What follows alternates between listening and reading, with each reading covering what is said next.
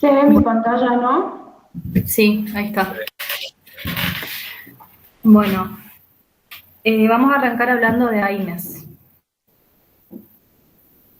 Bueno, para clasificar a los AINES los vamos a dividir en 13 grupos. En esta tabla vamos a ver los 7 primeros, que son los más utilizados por los profesionales. ¿Ahí se me escucha?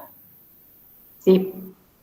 Bueno, cada grupo va a tener a su prototipo, que va a ser su fármaco, que va a representar al grupo porque generalmente son los que primero se fabricaron, por lo tanto van a tener más estudios, más ensayos clínicos que van a avalar su eficacia. Por lo tanto son los más utilizados. Bueno, el primer grupo va a ser de los salicilatos. Su prototipo es el ácido acetilsalicílico, más conocido como la aspirina. Dentro de los paraminofenoles tenemos al paracetamol. Nosotros lo conocemos así en nuestro país, pero en otros países también se lo conoce como acetaminofén. Grupo 3, el ácido propiónico. Evangelina, ¿te puedo ir cortando por ahí? Sí, sí, no hay drama. Por ahí te voy cortando cuando, por ejemplo, acá en uno de los trabajos prácticos, vi que por ahí no sé si entendieron bien eso que nombraste, lo del paracetamol y el acetaminofeno, que es la misma cosa. Por ahí Claro. vi que pusieron como que era uno u otro, para que entiendan que se está hablando de lo mismo según dónde estemos, ¿sí? Claro, se lo nombra de manera diferente, pero es lo mismo. Es un sinónimo. Bueno, el tercer grupo, el ácido propiónico, su prototipo es el ibuprofeno.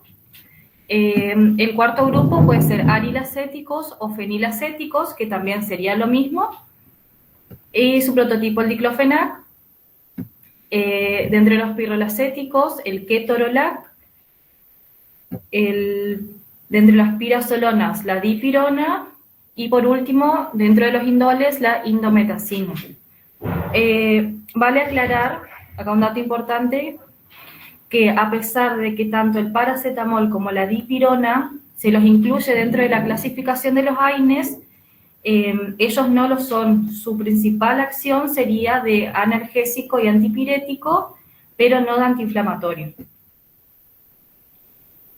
Bueno, acá en la segunda tabla vamos a tener a los 6 grupos restantes, que van a ser los más descartados, o sea, los menos utilizados.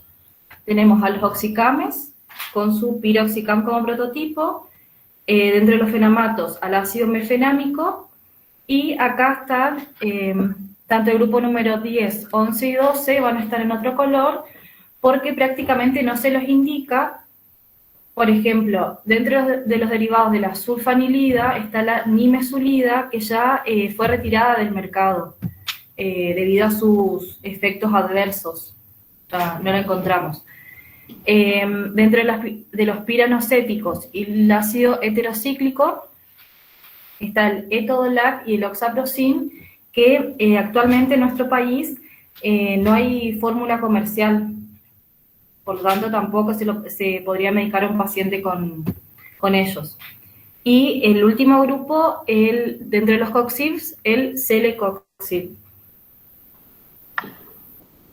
Bueno, esto sería la clasificación. Ahora Julieta va a explicar un poco qué son y su mecanismo de acción.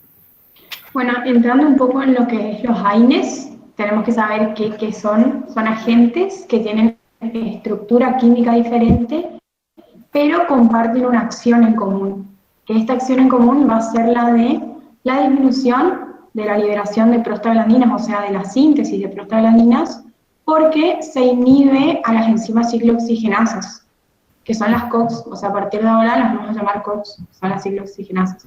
Esto es lo que tienen en común los AINES, por más de que tengan una estructura química diferente, ¿sí? ¿Qué son estas prostaglandinas que se sintetizan? Las prostaglandinas las encontramos en condiciones fisiológicas en nuestro organismo y tienen funciones homeostáticas, digamos. No les voy a nombrar todas las funciones porque las pueden leer, pero por ejemplo es importante que sepan que las prostaglandinas E2 tienen una función que es proteger la mucosa gástrica. Esto nos va a servir saber para cuando hablemos de los efectos adversos de los AINES, los gastrointestinales, va a estar involucrada esta función. Y en condiciones patológicas van a estar mediando todo lo que sea el dolor, la inflamación y la fiebre, ¿sí? Y estas enzimas ciclooxigenasas, que son las que se encargan de sintetizar a las prostaglandinas, tenemos las COX-1 y las 2, que tienen pequeñas diferencias entre una y otras. Más o menos yo les armé un cuadrito sintetizado, lo pueden leer igual más ampliado, en el teórico lo amplio un poco más. Las COX-1 en principio se las conocen como enzimas constitutivas. ¿Qué quiere decir esto? Que se encuentran en bajas dosis de manera fisiológica en nuestro organismo. Después, en unos estudios más recientes, se la empezó a considerar también como una enzima inducida, pero principalmente es constitutiva. Y la COX-2 es principalmente inducida, que quiere decir que vamos a verla expresada mayormente en los procesos inflamatorios. También en estudios recientes se la empieza a considerar como una enzima constitutiva, pero principalmente inducida, y esto que es inducible es una propiedad, digamos, que quiere decir que es la principal mediadora de la inflamación. Y después más o menos tenemos dónde se ubican cada una. La COX-1 por lo general está distribuida en todo el cuerpo, y la COX-2, por ejemplo, se encuentra en médula, en el cerebro, pero es importante que sepan que está en el endotelio vascular, porque cuando veamos los efectos adversos cardiovasculares de los AINES, vamos a poder relacionar. Entonces esto se tienen que acordar que la COX-2 está en el endotelio vascular y hay que tener cuidado con esos efectos adversos. Entonces, a partir de que conocemos todo el mecanismo de la acción de un AINE, podemos decir que el AINE tiene 4 funciones, o su acción farmacológica, digamos, se divide en 4: analgésicos, antipiréticos, antiinflamatorios y antiagregantes plaquetarios. Más o menos lo que es cada función, digamos, o acción farmacológica, son analgésicos más que nada para dolores leves a moderados, y tienen un techo analgésico. No sé si alguno sabe lo que es que tiene un techo analgésico. ¿Me quiere decir? Bueno, techo analgésico es que llega un punto en el que un aumento de la dosis del AINE no va a aumentar su efecto analgésico. O sea, tiene un tope de analgesia. Va a llegar un punto en el que uno le administra tanto AINE al paciente que se va a empezar a intoxicar y el efecto analgésico no va a aumentar, ¿sí? O sea, es como un techo o un tope de analgesia que tiene. Y actúan a nivel periférico, o sea, no actúan a nivel del sistema nervioso central, sino más bien de los nociceptores. Digamos, no tiene tanto efecto, por ejemplo, como lo tienen los opioides para lo que es el dolor. Después, su función antipirética se da porque tienen acción, como les dije hoy, disminuyen las prostaglandinas, en este caso a nivel hipotalámico, y además de eso generan vasodilatación para reducir la fiebre. En este punto igual vamos a verlo mejor cuando veamos el tema de la aspirina, pero tienen que saber que la aspirina está contraindicada en pacientes que tienen fiebre, porque se descubrieron casos de síndrome de Reye, sobre todo en pacientes menores de 20 años, pero también se puede dar en gente más grande, digamos.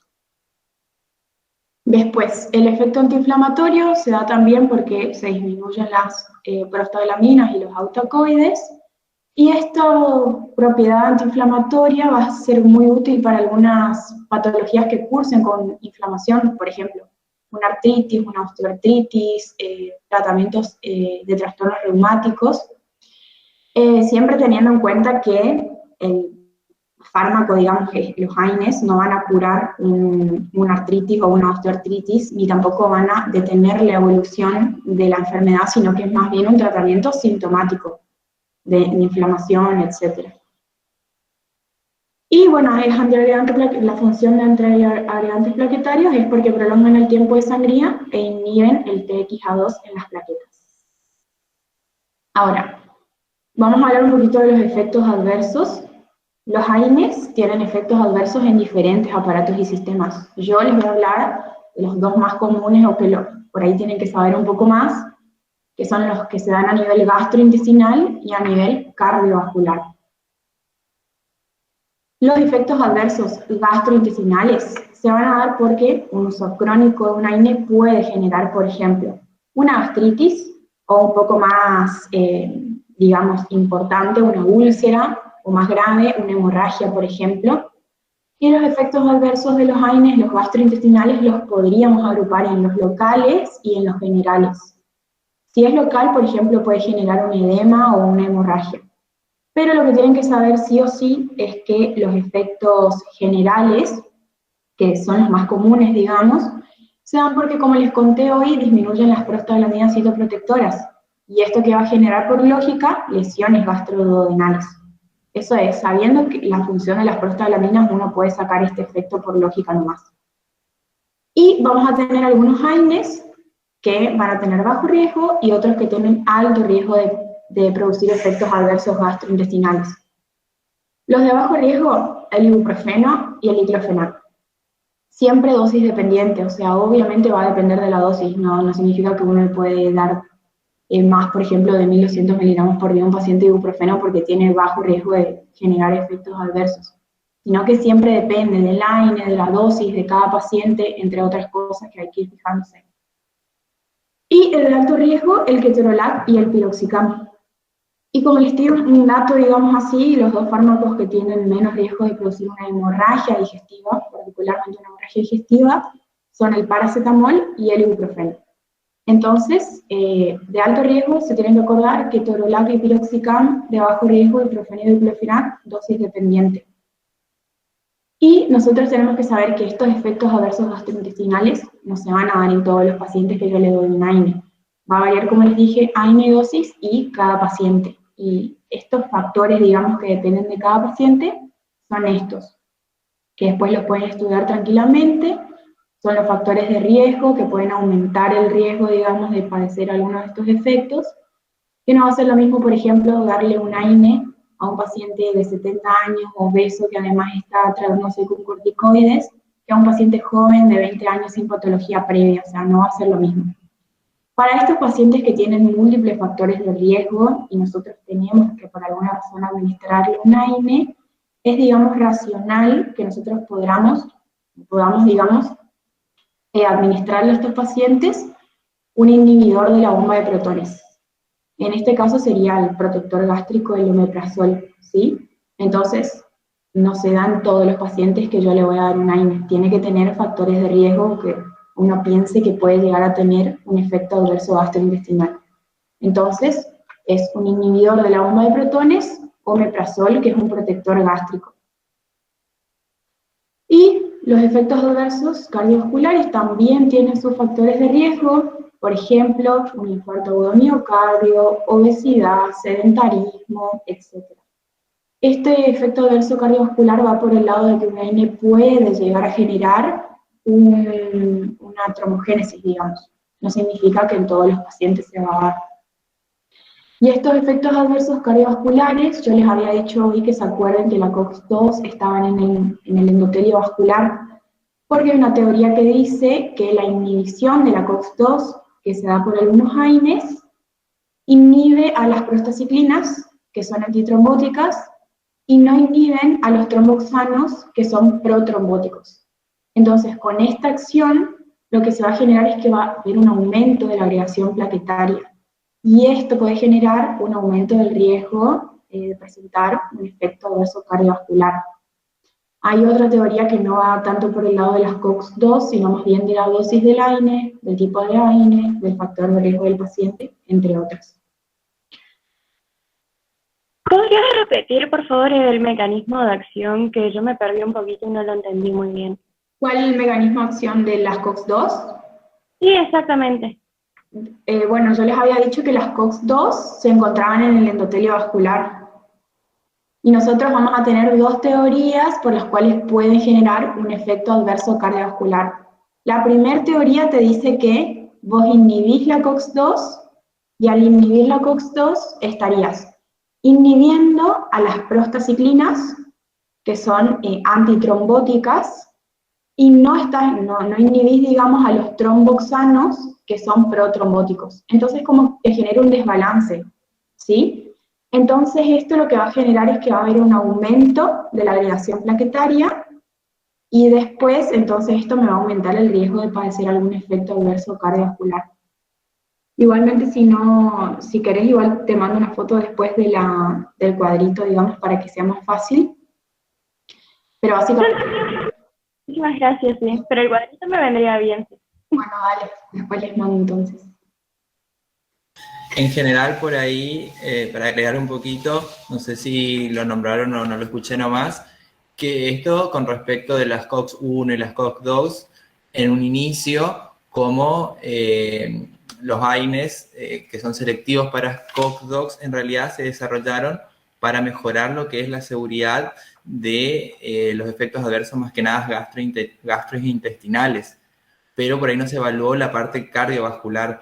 Entonces decían, bueno, con estas otras COX podemos salvar todos aquellos problemas que podemos tener a nivel gastrointestinal, pero por ahí no se evaluó la parte cardiovascular. ¿Por qué? ¿Qué es importante?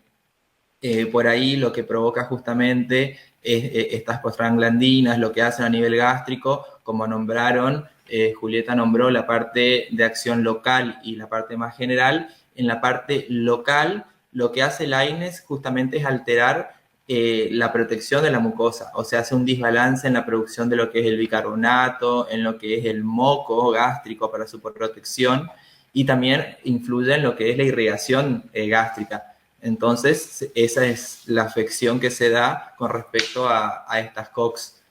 Pero muy bien lo que les dijeron las chicas con respecto a esto, que es muy interesante el saber la dosis dependiente, pero también que no solamente es la dosis dependiente, sino también muchos factores que los pacientes pueden tener. Es muy importante lo que les ponen acá en la diapo, que son estos factores de riesgo, porque muchas veces también los pacientes que consumen estos AINES, por ahí no es para un dolor, sino que es para tratar alguna otra patología y ya tienen una edad bastante avanzada en la cual tienen otras cosas agregadas o van tomando otras medicaciones, y todo eso es lo que tienen que tener en cuenta.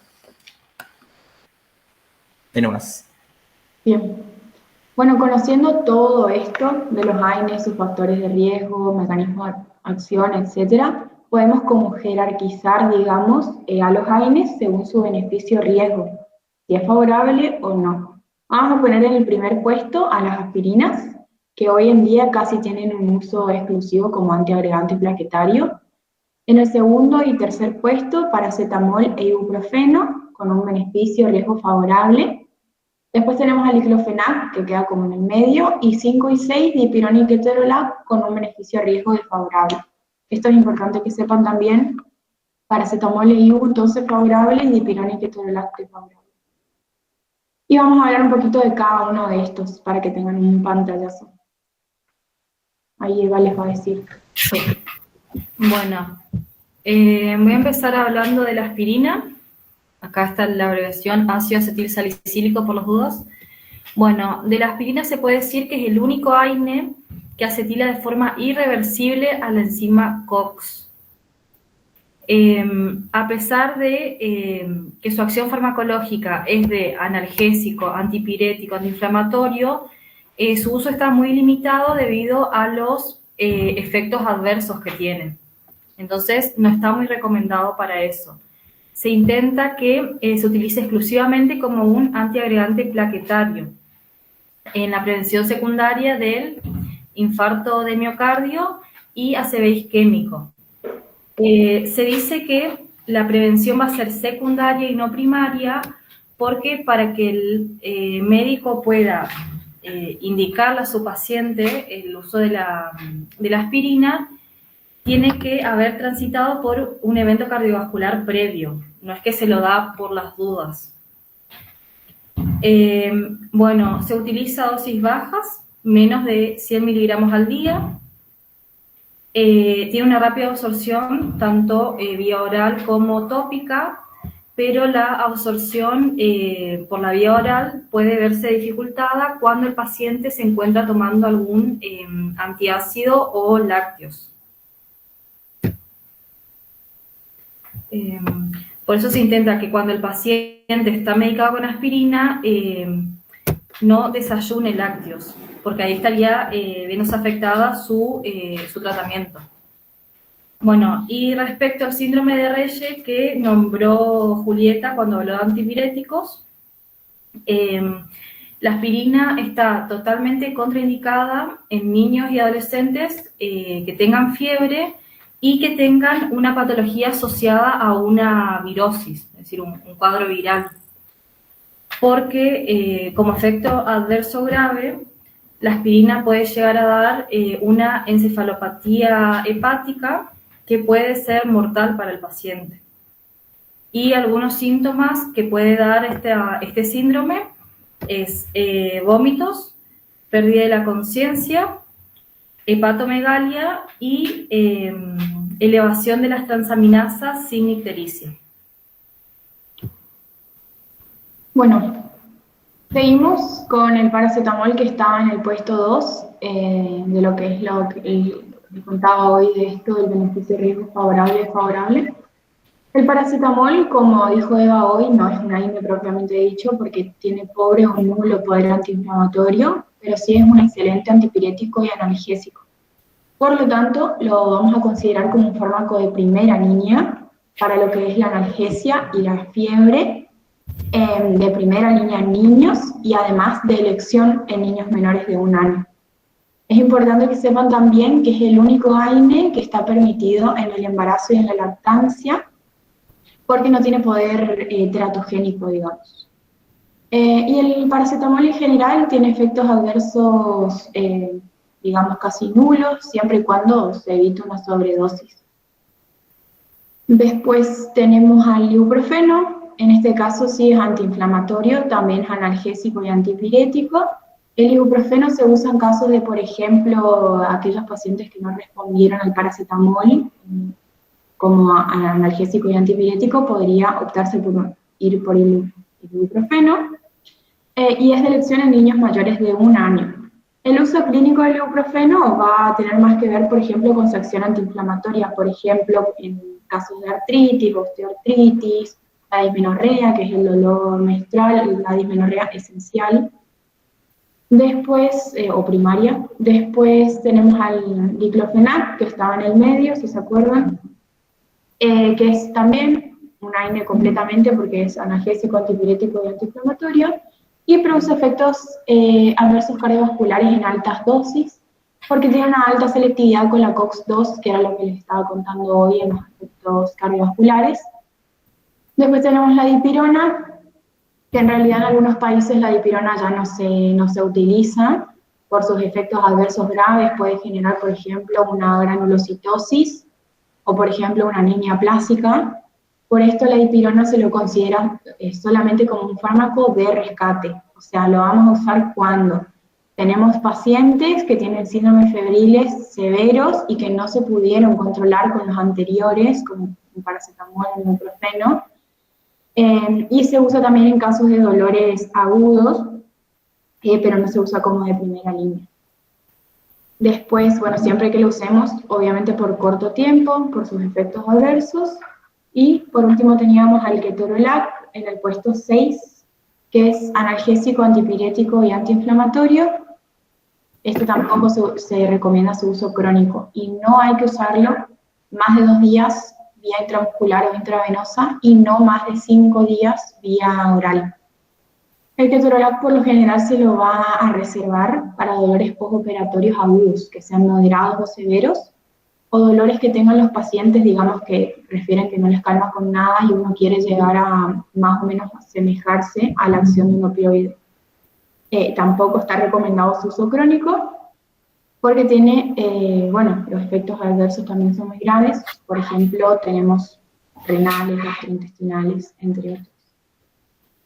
Y ahí terminaríamos y vamos con las flashcards. No sé si quieren que repita algo o vamos bien hasta ahí. ¿Qué tan importante es saber qué medicamento actúa sobre qué tipo de COX? ¿Tenemos que saber sobre todos los medicamentos, por ejemplo, o solo lo más general? Yo creo que les va a ser importante saber lo más general, como les estuve nombrando ahora, que una vez que ustedes estudien las COX, por ahí uno lo saca por lógica nomás. Pero no sé si irían tan fino con eso, no sé, Doc, ¿usted qué opina? No, cuestiones de preguntas sobre eso, por ahí Pilar maneja más lo que son los exámenes, creo que no hacen preguntas, sino por ahí estas cosas más puntuales y lo que resalta de cada uno de estos grupos farmacológicos. Si bien tenemos muchos, pero por eso justamente tenemos cada prototipo y aparte lo que les fueron diciendo acá en las clases, ¿sí? Por ejemplo, es importante que sepan lo de la dipiro. Primero, bueno, los que se los considera dentro del grupo de AINES, pero no son AINES. Después, cuáles son los que tienen reservado, por ejemplo, tienen que saber cuál se puede ocupar en niños menores de 1 año, cuál se puede ocupar en una embarazada. Por ejemplo, la particularidad de la dipirona, que siempre es un medicamento de rescate, nunca es un medicamento que se lo puede usar en largos plazos, ni tampoco es de elección de primera línea. Otra cosa que no sé si por ahí lo dijeron con respecto al ibuprofeno, que es el mejor de todos los que tiene en su perfil, con respecto a la protección gástrica, es el que menos daño gástrico hace de todos, y más que nada esas cosas. Sí. Hola chicos, ¿cómo están? Perdón que llegué tarde, estaba en una clase, pero bueno, más o menos puedo escuchar la clase igual. No, creo que no me perdí tanto. Pero sí, no te van a preguntar ni en pedo, o sea, qué coxi, o sea, 1 o 2, no. Pero sí los efectos. O sea, por ejemplo, no sé, qué diclofenac, sí o sí te van a preguntar si tiene más efectos secundarios a nivel gastrointestinal o cardiovascular, ¿entendés? Entonces, en cierta forma te estarían preguntando si inhibe más a la COX-2 o a la COX-1, pero vos aprendés más como el efecto secundario, no tanto o sea, el mecanismo de acción, porque eso ya, o sea, a nosotros en fin lo que nos importa es el efecto secundario sobre el paciente, digamos, que más tenemos que controlar. Sí, por ahí el mecanismo de acción así como general, sí, eso sí tienen que saber bien clarito, que bueno, que los AINES van a inhibir la transformación del ácido araquidónico en prostaglandina mediante que la inhibición de cuáles las ciclooxigenasas, ¿sí?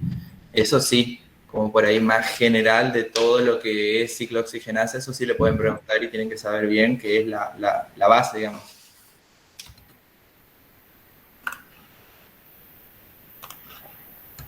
Algo más.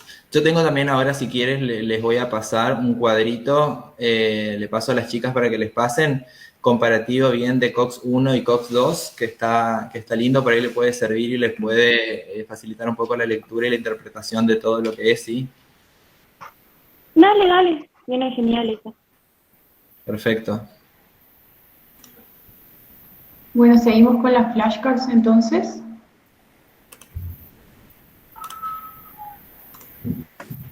Sí, metele, Juli.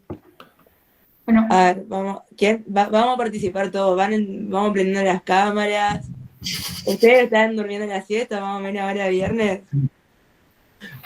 Dale, prendan las cámaras y vamos a... Total, es para ustedes nomás, esto literalmente puede ser pregunta de examen y la idea es que les quede así equivocándose, aunque sea equivocándose, te les va a quedar y no le van a errar en el examen, que es lo que queremos todos. bueno, ¿cuáles son las 4 acciones farmacológicas de un AINE? ¿Alguien se acuerda porque las dije hoy? Y de esas 4 acciones es una que tienen que saber marcarle una diferencia, ¿sí? Digo, Dale, analgésico, antipírico, antiinflamatorio y la última, antiagregante plaquetario.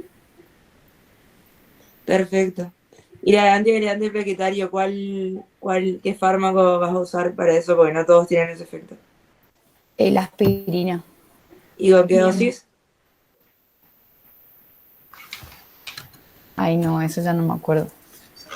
No importa, 100 miligramos, pero acuérdense, la dosis es importante, porque en teoría, a medida que aumentás la dosis de la aspirina, como que tiene cierto efecto antiinflamatorio, antipirético, pero lo que nos importa es el antiagregante, que es con la mínima dosis. ¿Se entiende? Dale, sí. Bien. ¿A qué aparatos y sistemas corresponden los 2 efectos adversos más comunes de los AINES?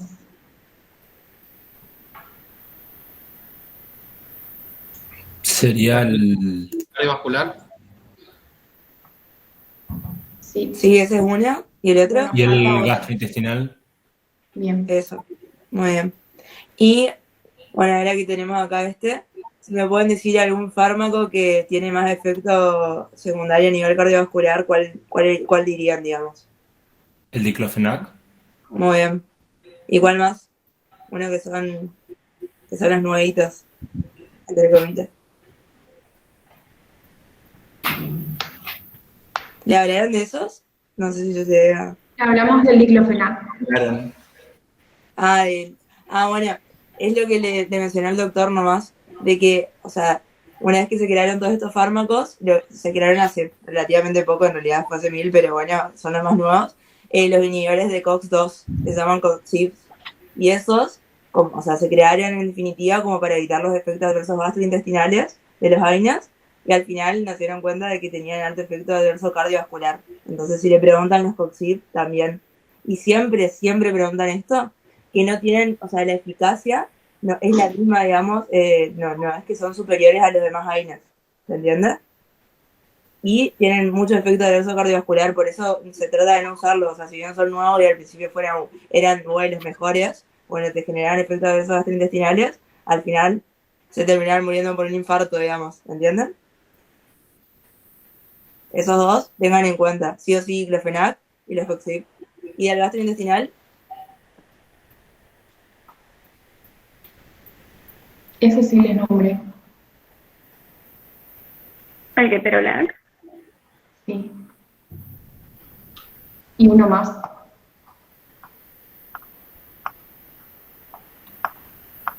¿Puede ser la dipirona? El piroxicam era. A ver, les muestro acá de nuevo. Estaba por acá. Ketorolac y piroxicam. Bueno. Igual esas preguntas están más adelante.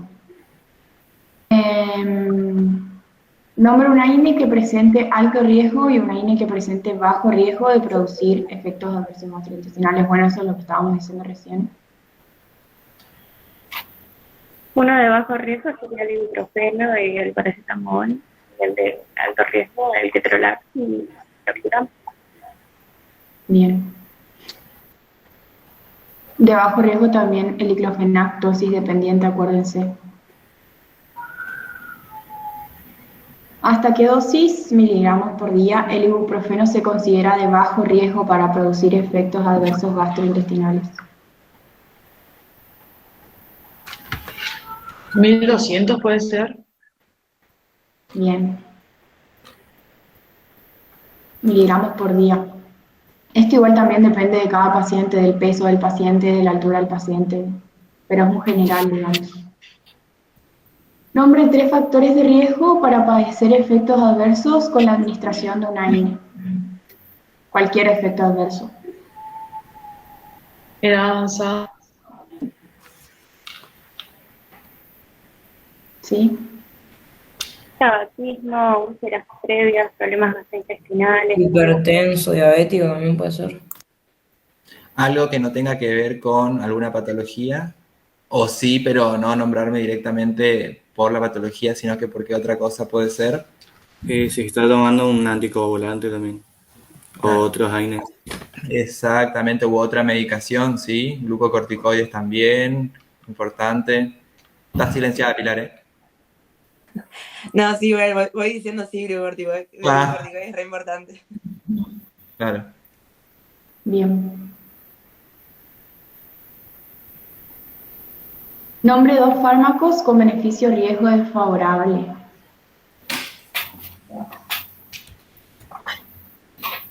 La dipirona y el y el ketorolac. ketorolac. Bien.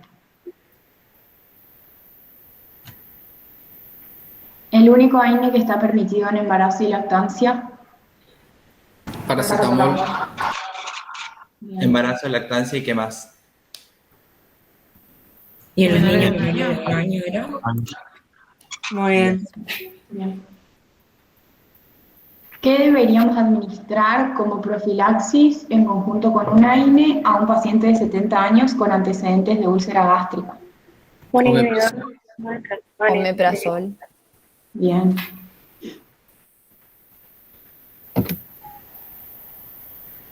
Analgésico y antipirético de elección en niños o adultos en los que el paracetamol no haya sido útil. Ibuprofeno. Bien. ¿Y a qué nos referimos con techo analgésico? O que cuando utilizamos un AINES en altas dosis por mucho tiempo, no es que se llega como a un punto máximo de ese efecto y de ahí no se supera. Por eso se le llama techo analgésico. Bien. O sea, es importante que sepan que el techo se refiere a los efectos que vos buscás del analgésico, no de la dosis, ¿sí? O sea, entendí lo que dijiste, Giovanna, y está bien, quedó claro, pero yo repito para que me quede claro a mí nomás. Eso, ¿sí? Que el techo se refiere a, por ejemplo, vos tenés una analgesia y te hiciste 600 miligramos de X AINES y te curó la analgesia, te hizo más o menos, tenías severo y tenías ahora moderado, te llegó hasta moderado. Vos le haces 800, seguís en moderado, le haces 1000, sigue en moderado.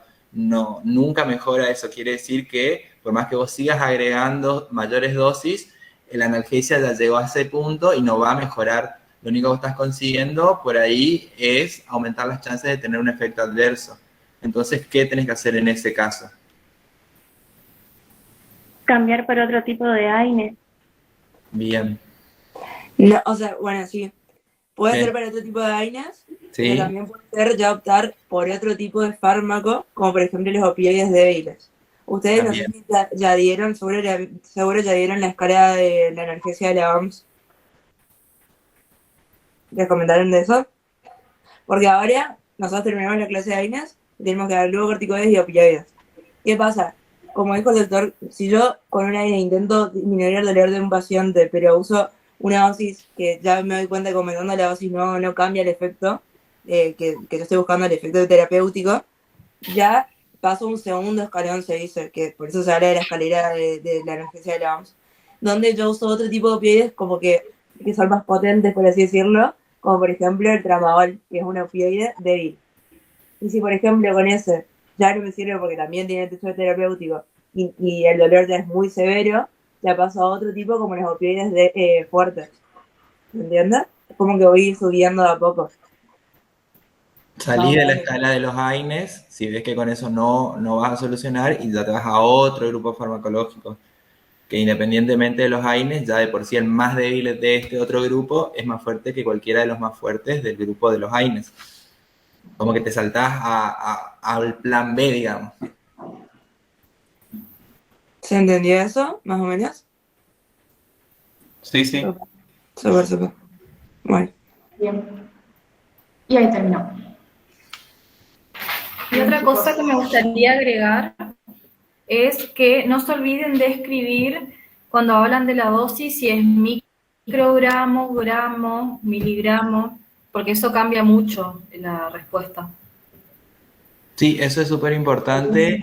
Y hoy, no sé si estuvieron hoy cuando hicimos el role-playing, que indicaban, por ejemplo, decían 400, 600. Si bien en lo cotidiano por ahí se maneja eso, es importante que ustedes como médicos siempre tengan presente eso, la unidad que va seguido del número, ¿sí? Sí, la unidad, porque cambia mucho si vos le decís 600, que es 600 gramos o 600 miligramos. Es una diferencia muy marcada y eso, sobre todo cuando ustedes hacen una indicación y cuando hacen una receta para la farmacia, eso si no está, es un grave error, ¿sí? Uno, la farmacia no te lo va a vender y el otro puede llegar a ser incluso un problema legal cuando vos pones un sello y una firma, no pones si es miligramos o gramos y el paciente se confunde y le puede causar un efecto adverso grave. Si bien acá es complicado porque entre 600 miligramos y 6 miligramos, ponerle de ibuprofeno o paracetamol, varía mucho la cantidad de pastillas, pero hay otros medicamentos en los cuales se puede prestar a la confusión, ¿sí?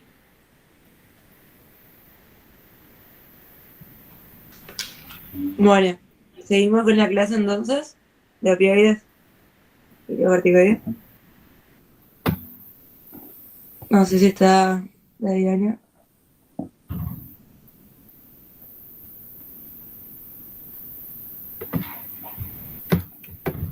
Ahí está. Sí, porque tenía problemas con el micrófono. La cámara no sé por qué no me conecta, pero bueno. No, tranqui. Bueno, ahí voy a compartir pantalla. Dale.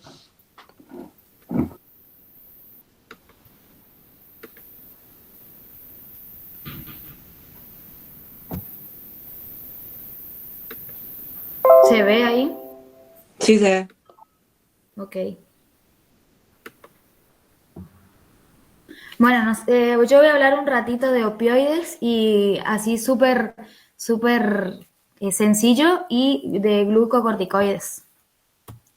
Bueno, empezamos definiendo algunos conceptos, como por ejemplo, los opioides son cualquier sustancia con afinidad al receptor del opioide, la cual interactúa y es desplazable por el antagonista, que principalmente el naloxona. El opiáceo es un producto obtenido del jugo de la amapola de opio y por extensión de los productos químicamente derivados de la morfina.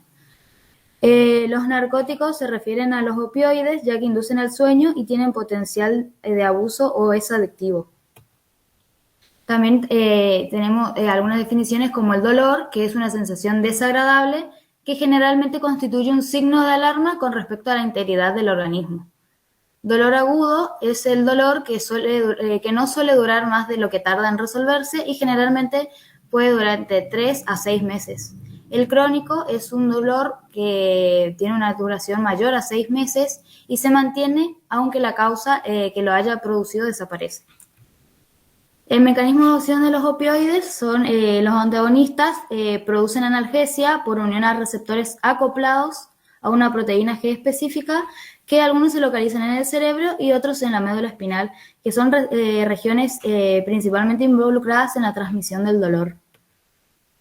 Acá pasamos a la farmacocinética, se absorben por vía gastrointestinal, se metabolizan por vía hepática, tienen una distribución en el sistema nervioso central y tienen una excreción por vía renal. Tienen acciones farmacológicas a nivel del sistema nervioso central, a nivel periférico y adicción, tolerancia y dependencia. A nivel del sistema nervioso central tienen efectos analgésicos, efectos psicomiméticos también. A nivel periférico tiene algunos efectos respiratorios, cardiovasculares, gastrointestinales, genitourinarios y en el sistema inmunológico. Generalmente aparece la tolerancia cuando hay administraciones repetidas en su uso terapéutico, por lo que se limita su uso, no es que se lo receta a diario, digamos. Tienen como uso terapéutico, están los analgésicos, antitusígenos y antidiarreicos. En los analgésicos tenemos la morfina, codeína, fentanilo, tramadol, entre otros. En los antitusígenos tenemos codeína, dextrometorfano, en antidiarreico, loperamida, papaverina, etc. Acá está la escala que estaba diciendo hoy Pilar, y en el primer escalón tenemos los no opioides, como el paracetamol, ibuprofeno, diclofenac, Aignes. En el segundo escalón tenemos los opioides débiles o no opioides, como el tramadol, petidina. En el tercer escalón tenemos los opioides potentes, los clásicos como morfina, oxicodona, fentanilo, hidromorfona. Los opioides se clasifican en agonistas de uso potente, como la morfina, metadona, fentanilo, meperidina. En agonistas y antagonistas, como pentazocina, butorfalol, nalorfina. Agonistas parciales, como buprenorfina. Y antagonistas, la principal es la naloxona. Como efectos adversos tenemos los más frecuentes: náuseas y vómitos, somnolencia, inestabilidad, confusión y estreñimiento. Los esporádicos pueden aparecer sequedad de boca, prurito, alucinaciones o inquietud. Bueno, hasta ahí es súper cortito lo de opioides y vamos a pasar a glucocorticoides. ¿Se entendió más lo de opioides?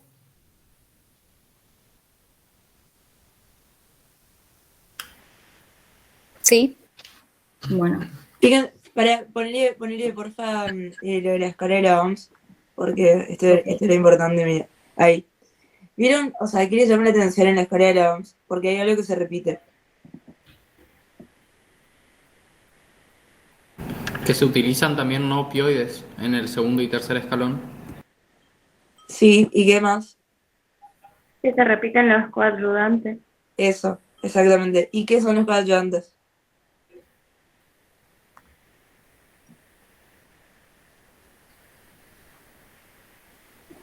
¿O para qué tipo de dolor sirve? ¿No son fármacos que se recetan junto con el medicamento principal para ayudar en el trastorno o me confundí? Sí, por eso se llaman coadyuvantes, digamos, pero, ¿cuáles son algunos ejemplos? Eso sí o sí estaba en la clase. Yo estoy 100% segura que le dieron en la clase.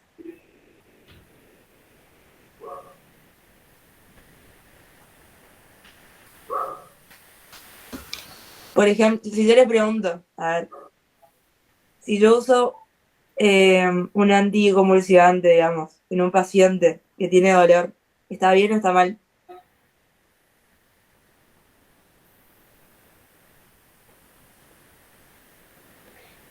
Y les alargo la pregunta, digamos.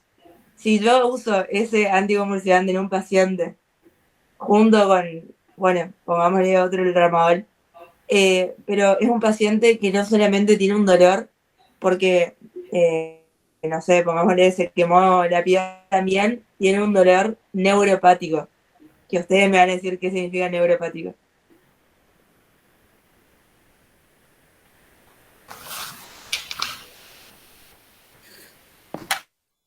¿Nos acuerdan eso? ¿No? Ay, estoy dudando a ver si le dieron o no en el teórico, pero sí, estoy segura que le dieron, sí o sí. Bueno, básicamente, a grandes rasgos, nosotros tenemos el dolor somático y el dolor neuropático, digamos. Así.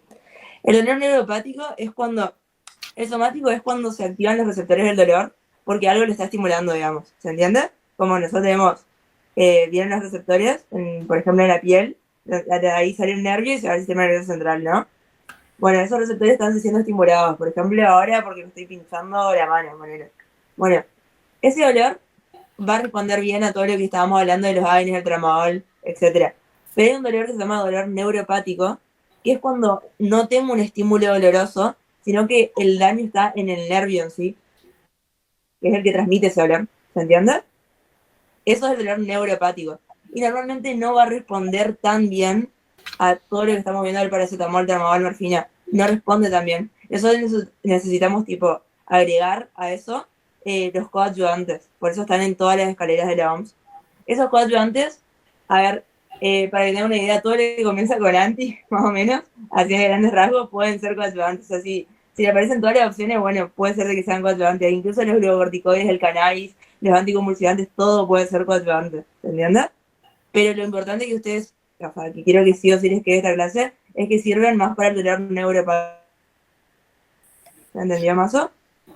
Y por ahí también los coadyuvantes, para qué también se puede utilizar con respecto a si hablamos de las dosis.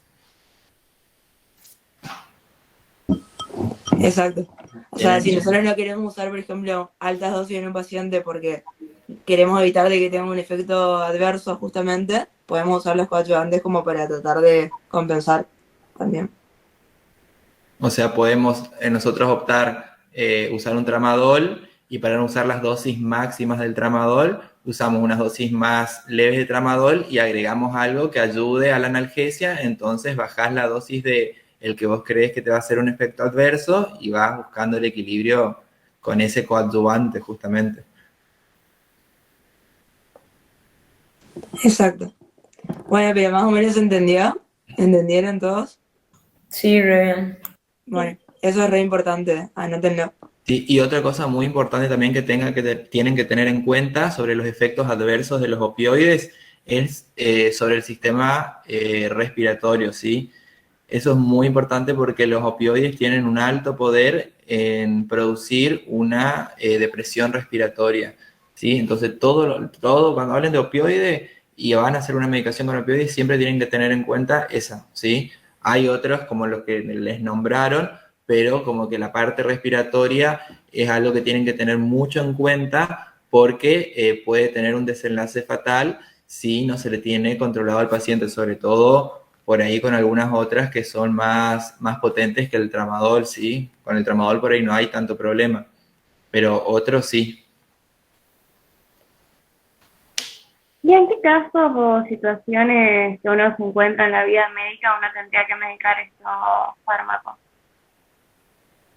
¿Con qué diagnóstico tendría que estar asociado?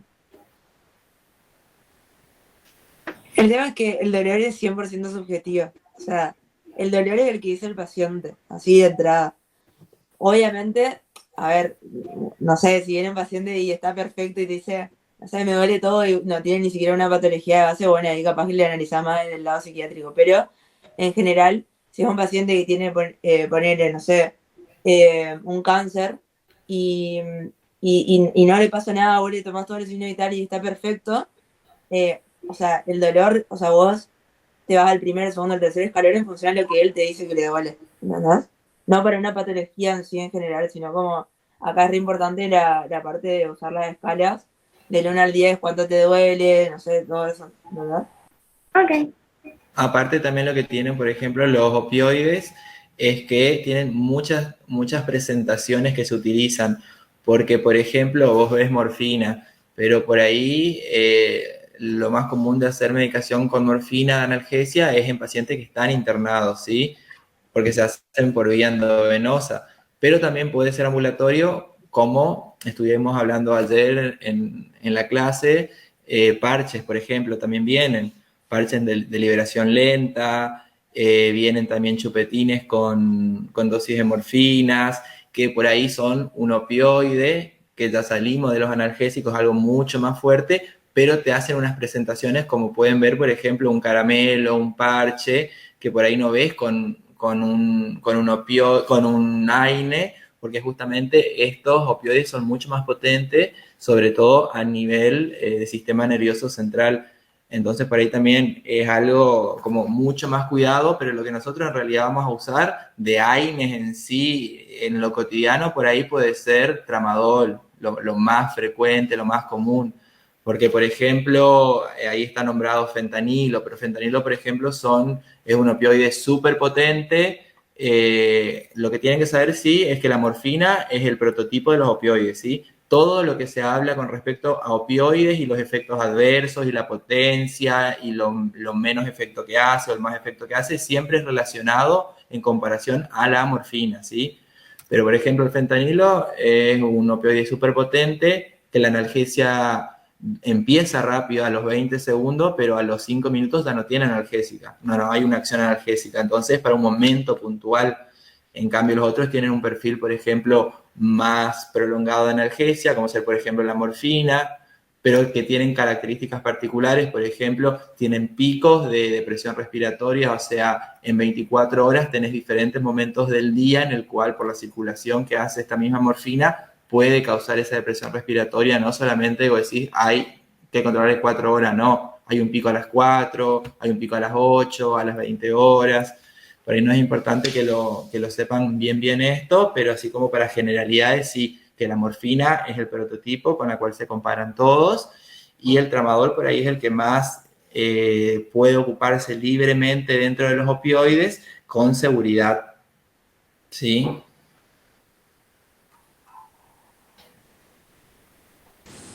Bueno, ¿alguna otra duda de opioides?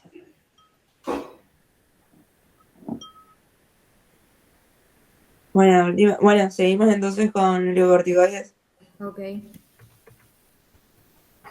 Bueno, glucocorticoides. Son fármacos antiinflamatorios, antialérgicos e inmunosupresores, que son derivados del cortisol o hidrocortisona, que fisiológicamente son hormonas producidas en la corteza adrenal, que son esenciales para la adaptación al estrés físico y emocional. Son paliativos, no curativos, es decir, que no van a curar la causa de la inflamación o la alergia o lo que sea. Pasan la barrera hematoencefálica y la placenta. Se usa en el COVID para mejora la respuesta con oxigenación y broncodilata, y además se usa en pacientes graves, los glucocorticoides. Generalmente por cualquier vía de administración se absorben, casi el 90 al 100%. Por vía sistémica se pueden administrar la dexametasona, betametasona, prednisona, hidrocortisona. Por vía tópica también está la betametasona, hidrocortisona, desoximetasona, y en inhalables también tenemos la fluticasona, beclometasona, etc. Esa diapo es re importante. ¿Por qué? Porque nosotros no vamos a ver glucocorticoides ahora nomás para la inflamación y para el dolor, sino que vamos a ver también en asma, por ejemplo. ¿Se entiende? Y ahí vamos a volver y le vamos a preguntar qué glucocorticoides se administraban por vías inhalables. Entonces, de este grupo farmacológico, yo sí quiero que se aprendan las vías de administración. Sí o sí. ¿De todos, Pilar? Sí, de todos. Está. Sí, es importante, sí. Bien. Bueno, como efectos adversos, tiene efectos directos que son derivados del propio tratamiento con glucocorticoides que pueden suprimir el funcionamiento fisiológico del eje hipófiso suprarrenal y en administraciones con dosis altas o suprafisiológicas pueden producir síndrome de Cushing, también trastornos gastrointestinales, osteoporosis, efectos cardiovasculares, dislipidemia, dermatológicos y oculares. Los efectos adversos más importantes que pueden generar la suspensión del tratamiento son la psicosis, miopatía y osteoporosis. ¿Está?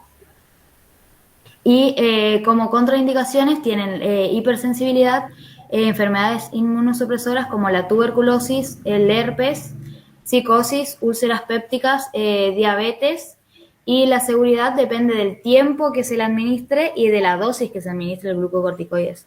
Y hay que tener en cuenta que nunca hay que suspender en forma abrupta la dosis ni la administración.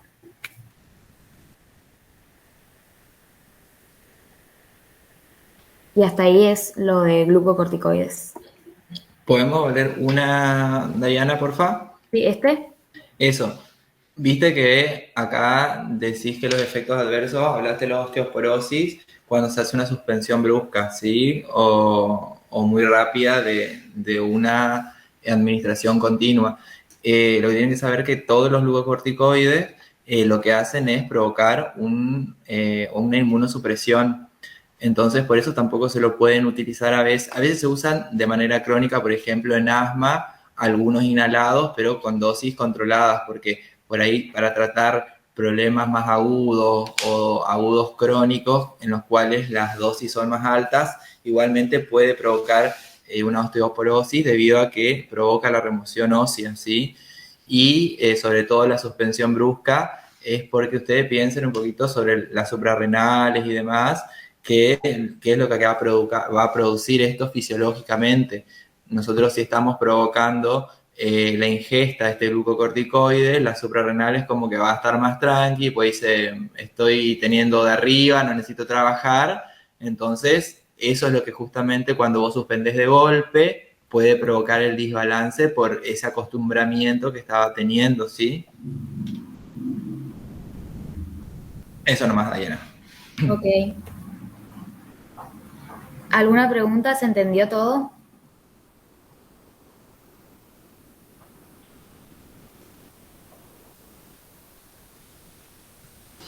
Sí, se entendió re bien, gracias.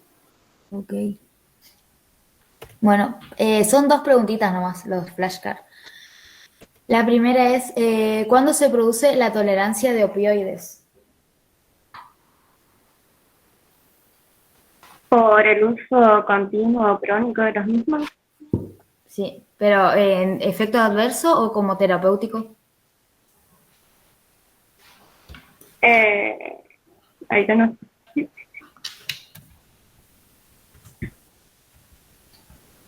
¿Terapéutico puede ser?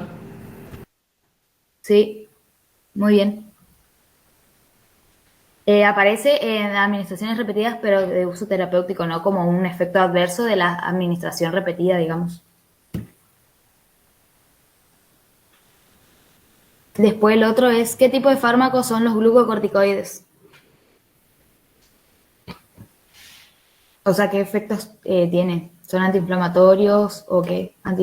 Antiinflamatorio. ¿Y qué más? Antialérgicos también era. ¿Y?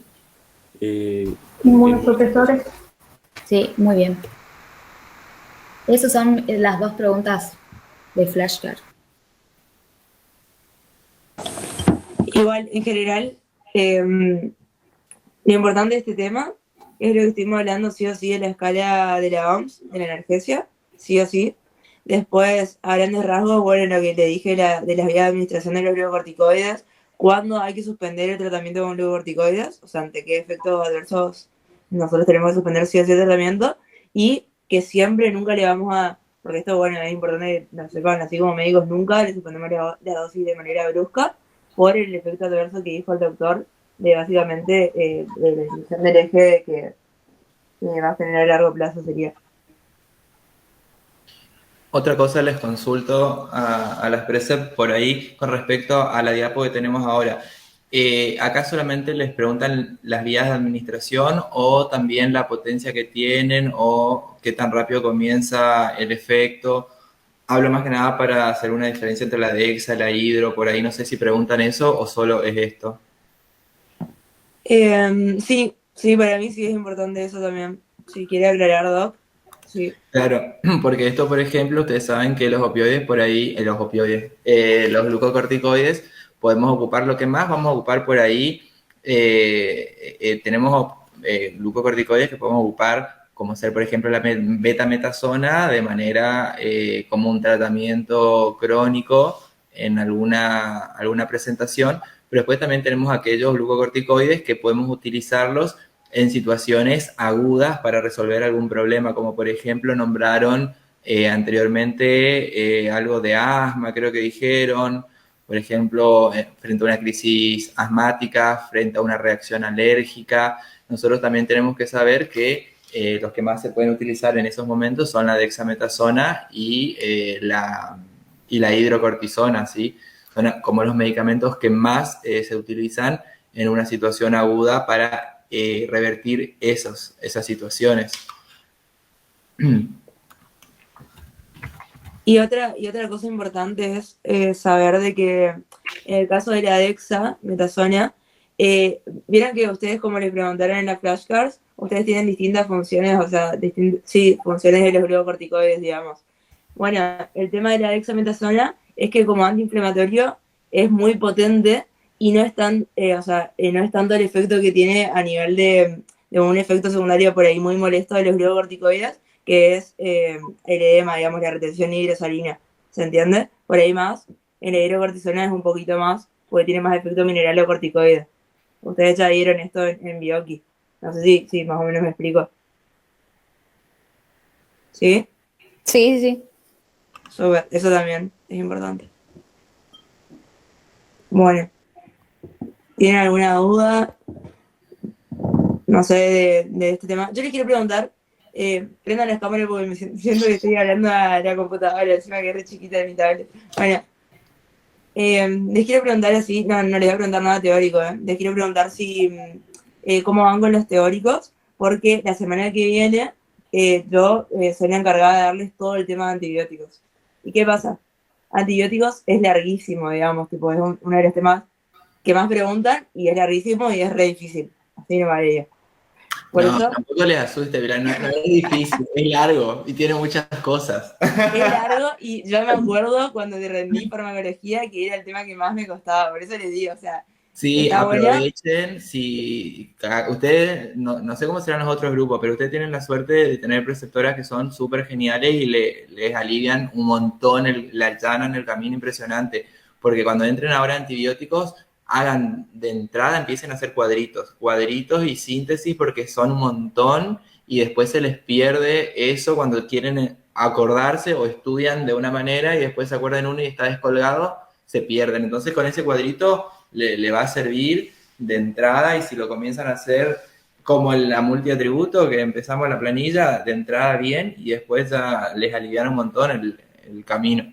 Así que con antibióticos lo mismo porque hay mucha clasificación. Sí, muchas, pero bueno, voy a tratar de aliviarles el proceso. No, pero no vamos a hacer muchas no tienen que hacer un sobreesfuerzo, lo que están haciendo está bárbaro, está bien, ¿eh? Claro, sí. Bueno, pero lo que quería preguntar es hasta qué dieron, digamos, en los teóricos, porque yo por ahí no puedo entrar a todos los teóricos y por eso no sé muy bien hasta qué dieron. Porque por ahí no sé si darle la semana que viene o la próxima, no sé.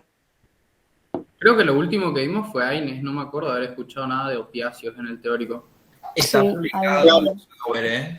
Pero sí está el material, están los powers. Sí, fíjate, hay clases que son o powers o si no están los videos de las clases que tienen que Ya ver, digamos, está de manera virtual. publicado de farmacología del dolor, AINES, glucocorticoides, opiáceos y uso terapéuticos de los cannabinoides. Eso está publicado. Ok, entonces la semana que viene comenzarían con antibióticos. ¿O cómo es?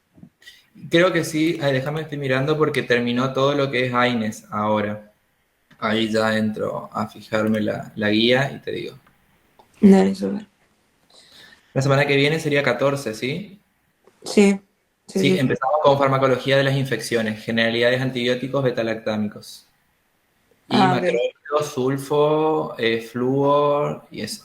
Bueno, ya dan varios entonces. Sí, Bueno, sí, hay varios que están en las clases grabadas. Entonces, es importante que vean esas clases que están las grabadas en YouTube, digamos, no van a dar presencialmente ni por Zoom. Así que véanlas. Y yo les voy a pasar, ustedes ya tienen la punta de la cátedra, porque ahí quiero que lean. ¿No? Bueno, voy a ver cómo hago porque yo tengo impreso, pero voy a tratar de conseguir así el PDF. O sea, dentro de la punta de la cátedra hay una parte que es solamente antibióticos, hizo la doctora Hartman hace 1000 años, pero que sigue sirviendo y que ese quiero que lean, sí o sí. ¿Vale? Probablemente vamos a dar, si recién la semana que viene comienzan, seguro vamos a dar la próxima semana recién la tutoría de antibióticos. Así ya vamos un poco más guiados, digamos, porque es más largo. Pero comiencen a leer, o sea, de a poco. No intenten. Yo también, otra cosa que quería hacer, cuando estaba en fármaco, agarré y un día me enloquecí y quise leer todo antibiótico, digamos. Y después terminé de leer, literal, me pegué una mezclada, zarpado. Así que vayan leyendo así de la grupita de a poquito. Y bueno, y hagan los cuadros con mejor doc también, si pueden. Dale. ¿Cuál es la punta de cátedra que decís, Pilar? Es uno, yo digo impreso, pero les voy a mostrar. Pero tenés para, aunque sea, mostrármelo así. ¿Qué dice? Uno que Farmacología. tiene 49 páginas, yo lo tengo, creo, en ¿Eso? ¿Cuántas páginas tiene? No sé, porque es como que está dividido así como diferentes apuntes, no tiene número de páginas. Es el compendio de la cátedra. Claro, el compendio. ¿Ese Sí. tienen? Se vende en la Poncho, creo. No, porque encontré uno que está publicado en internet, pero es un cuadernillo de trabajo del 2014, no es ese. Yo tengo uno del 2018, que es de la doctora Hartman. Tiene 49 páginas. ¿Pero solo de antibióticos? ¿O cómo es? Sí, solo de antibióticos. Bueno, mándame una foto de cómo comienza, porque capaz que es ese. Tipo, capaz Ok. que justo era... Sí, el de 2018 es. Ahí. Bueno, ese les voy a reenviar a tus compañeros, así leen de ahí. Porque eso es re importante. Está bueno. Bueno, nos vemos entonces la próxima semana, si no tienen ninguna duda. Y otra cosa que quería decir, yo que doy antibióticos, ya les aviso que voy a dar presencial, porque a mí no me gusta la virtualidad. Así que vamos a organizar un día que todos puedan. Y bueno, ahí hacemos pero presencial, así como vemos generalidades. ¿Dale? Bueno, nos vemos. Dale. Dale, gracias.